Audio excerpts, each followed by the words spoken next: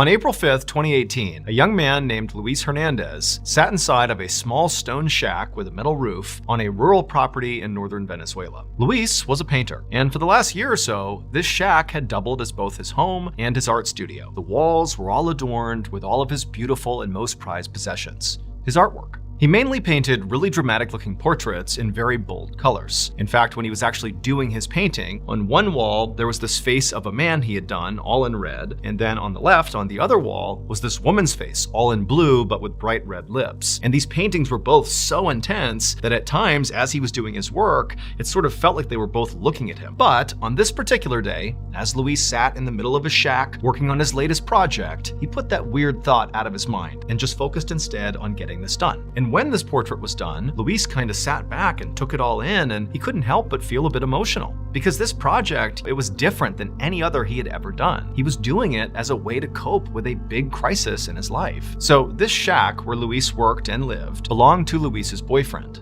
Lisandro Rosales Garcia. But about 2 months ago, Lisandro had just gone missing. The police were looking into it, but so far, Luis had not gotten any updates. And so Luis was handling this huge gap in his life now the only way he knew how to, which was with his art. But as Luis put his brush down and stood up to admire his work, he suddenly heard voices from outside. Those people outside began pounding on Luis's front door. And so Luis, he opened up the door, and standing there were all these police officers. And Luis's first reaction was, oh, they must be here to give me some updates about Lisandro's disappearance. But these police officers, they didn't give an update. Instead, they just pushed past Luis into the art studio and began scooping up all his paints and paintbrushes. And then at some point, one of the officers actually looked down and saw the final project that Luis had been working on. And when the officer saw that painting, turned around, ran outside, and vomited. Here is a picture of that tribute. Now, at first glance, this piece of art is totally unremarkable. But when you consider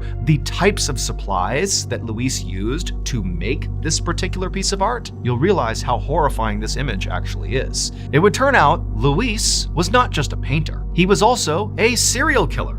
And what he would do is, after he killed his victims, he would use their blood, their ashes, and their other body parts to paint all of his paintings. If you look again at the tribute painting, all the red that is used is Lisandro's blood, and all the black that's used is Lisandro's ashes. All told, police would find the remains of at least 6 people on that property. They also found evidence that Luis was not just using their body parts to make art, he was also cannibalizing his victims. Luis was arrested and made a full confession. As far as we know, he is currently incarcerated in Venezuela.